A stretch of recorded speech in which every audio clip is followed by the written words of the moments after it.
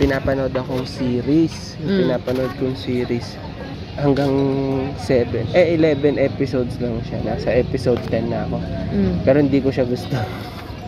Pero tinutuloy ko na rin siya panood. Kasi sayang, naumpisahan Oo, na. naumpisahan ko na. Tapos ang masama pala doon, kapag pala manonood ka ng mga, anong tawag dyan? Korean? Yung mga, hindi lang Korean. Pwedeng Korean o kaya Japanese.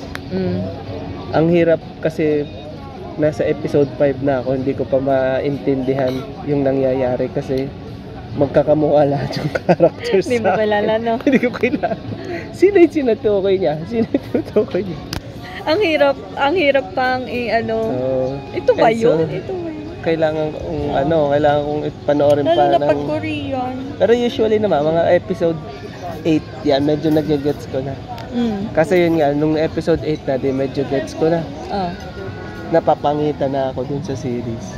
Pero konti na lang kasi matatapos na. Tatapusin mo na lang din. Sayang din naman yung 3 hours mo. Huwag mo na doon. Pero yun nga yung gusto ko i-topic yung sa episode na to. Yung tinatawag nilang sunk cost fallacy. Alam mo yung sunk cost fallacy? Parang narinig ko na siya.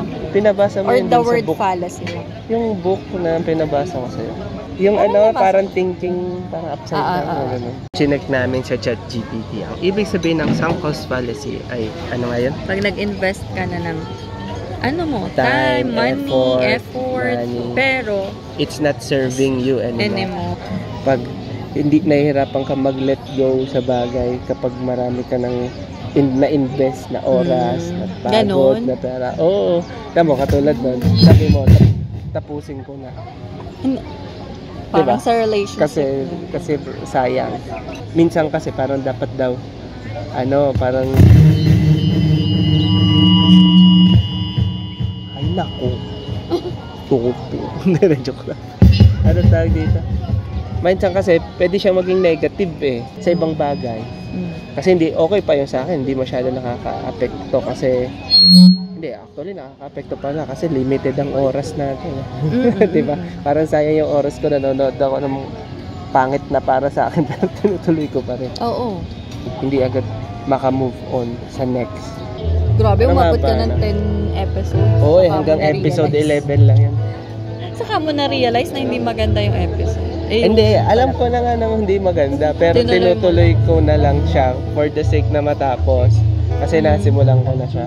Which is sa ibang bagay, hindi maganda yung ganon. Kasi halimbawa, sabihin na natin meron kang sabihin na natin business. Sabihin na natin may business ka. Pinupush mo pa rin yung business mo kasi nakapag-invest ka na ng oras, nanghihinayang ka dun sa pera na Pero in the long run pala, yung bigger picture, hindi na pala siya nakakadagdag kumbaga sa buhay mo, parang gano'n. Gusto ko lang idagdag sa episode na to yung parang reasons kung bakit nga ba merong sunk cost fallacy or kung bakit tayo nahihirapang mag-let go sa mga bagay-bagay.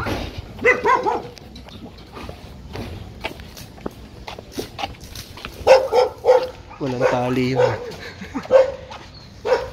Pero yun una, syempre yun nga. Chinecheck kong nahabol yung aso. Ano tawag dito? Una is may emotional attachment na. Pansin nyo, may mga may natali. Parang may emotional attachment yung aso sa akin. Ano tawag dito? Yun nga, may emotional attachment na. Pansin nyo ba yung may mga gamit kayo sa bahay na hindi nyo ma-let go kahit na years nyo na siya hindi nagagamit? Okay, sisikat ka.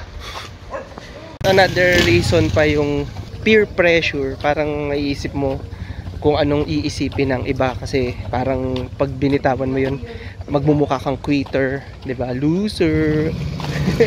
Kasi nag-give up ka dun sa isang bagay na pinupursue mo. Para pwede mo na rin siyang i-relate sa ego. May halong ego na rin. Hindi mo matanggap na na nagkamali ka, di ba? Parang hindi, tama to kaya ayaw mo i-let go. Hindi mo agad ma-let go or hindi mo agad mapalitan yung decision mo. Pwede rin naman isipin mo na yun nga, baka tama naman, or basta natatakot kang mag-decision kasi baka mali na naman, or ayaw mo maging mali, na nag-hope ka pa rin na tama tong decision mo. Yun siguro yung mga ilang reasons kung bakit may sunk cost fallacy. Parang yun siguro ang tip para maiwasan yung sunk cost fallacy is to look at the bigger picture. Para makita mo kung nakakadagdag pa ba to sa buhay ko. Pero, kasi diba sabi nga nila, try and try until you succeed. Malay mo. Kaya nga, Yun nandun lang. naman ako. Kumbaga parang bigger picture parang. Oo. Kumbaga tatanong mo sa sarili mo, kung halimbawa uulitin ko. Ganun pa rin ba yung Magiging effect. mga choices na gagawin ko? Ah. Halimbawa ako, papanoorin ko ba to?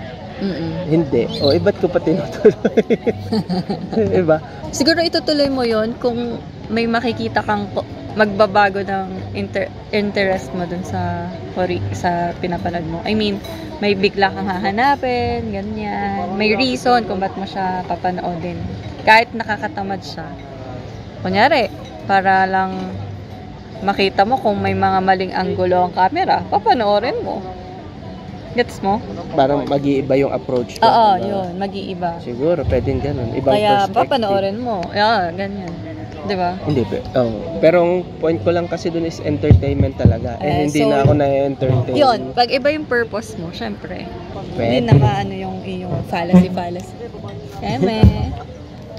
Diba? Diba? Pero yun nga, meron din naman yung good side. Pag halimbawa, hindi na umaayon sa'yo, tapos quit ka lang ng quit. Parang move ka lang ng move. Pangit din naman yun. Kaya nga, bigger picture lagi. Oo. Natitingnan mo. Pero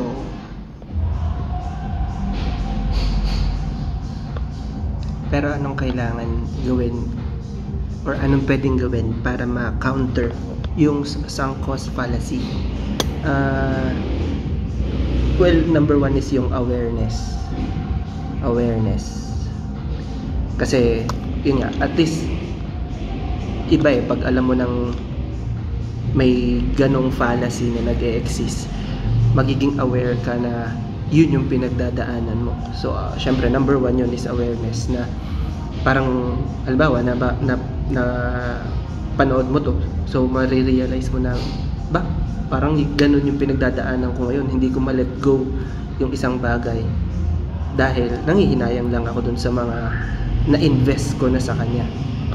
Then, siguro, yung isa pa is yun nga, framing.